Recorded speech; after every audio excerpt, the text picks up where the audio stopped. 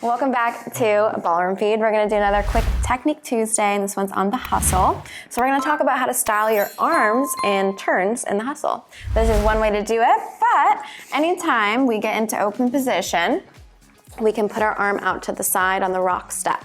And then if I do a turn from here, I bring my arm in as I pass him, and then I start to bring it out on the rock step, and then we can go wherever we go from there, depending on what's next. So we'll show you that again.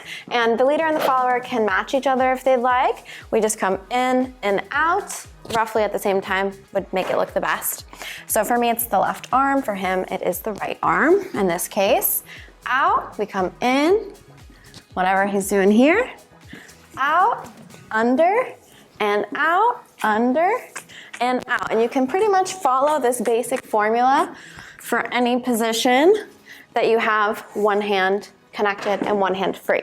So if you want more tips like this, but in more depth, you can go ahead to our website, ballroomfeed.com. We have tons of content there for you. If you haven't checked it out yet, please do that. Like and subscribe, comment down below what you want to see next, and we'll see you very soon. Bye, guys. Bye.